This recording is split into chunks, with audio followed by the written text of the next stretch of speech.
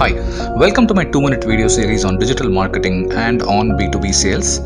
In this video, we will discuss how to effectively manage the sales team with metrics. All of us know managing a sales team is tough. This includes a lot of moving parts in the sales team, such as hiring the team, assigning those people to their teams, assigning tasks, managing day-to-day activities, keeping their motivation high, training them, helping them in their day-to-day work, reviewing their performance, and finally managing the individual tasks of yourself and reporting into the management. So time is precious, so you must look at making use of the limited time you will have on a given day. This video talks about the important metrics you can use to evaluate your team with. I'll probably just talk about 10 of them. The first one, market penetration. This metric talks about the number of buyers the salesperson has been able to connect with. The second one is to engage with them on a meaningful conversation. This is an important one to measure, let's say, out of a sales execution angle. The second, putting in the efforts. The word effort reflects the time that sales team is able to spend in conversing with the buyers. They will have a lot of back-end work to do, of course, on a daily basis, but they should also focus on keeping a constant time with the buyers. That is, they could be meeting them face to face and also be talking to them on the phone. So eventually they have to be conversing with the buyers on a constant basis. Third, constant new prospects per month. So engaging in efforts, the first 2 points that we discussed, should lead to new buyers getting interested in the solutions. Only then this will lead to building a constant prospect on a weekly or on a monthly basis. This is important because any buyer may at any given point in time fizzle out of the sales funnel. So you will need to keep getting net new prospects into the funnel. Fourth, movement in the funnel. Getting in new prospective buyers is one thing.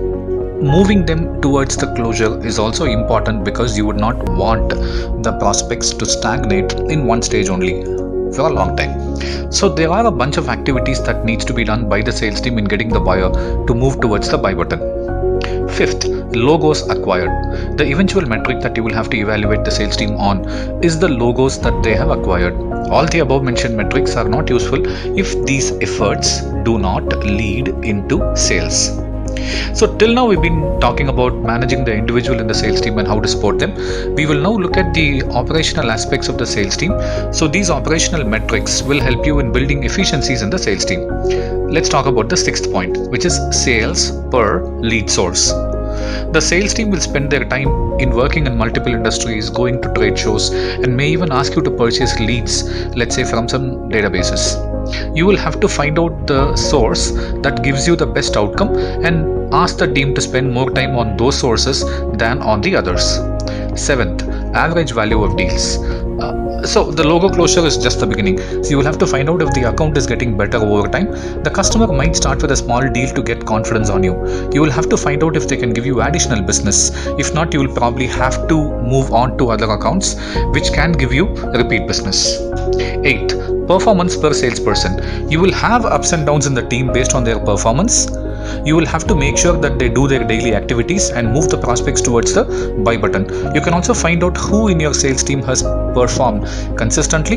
This will help you isolate the issue, and you can find out how you can solve the issues completely with the team. The ninth one, cost of sales. The cost of sales is important because this metric allows you to measure the efficiency of the team. The process can be tweaked to get down the cost of sale, time of closures, and you can finally better the efficiencies of the team. 10th, opportunity win rate. You can find out how efficient is the closure rate. This will allow you to find out how the team is handling the prospective buyers and if they are making any mistakes. This will help you in getting the efficiency of the sales team higher. So to conclude, as a sales manager, you can manage these metrics and can infuse efficiency into the sales team. You will be able to produce additional results out of the same efforts that your sales team will put in. Connect with Scovelo Consulting either on the blog or on the videos to get the latest insights on B2B sales and on digital marketing. Excited to connect with you on the next video or on the next blog. Thank you.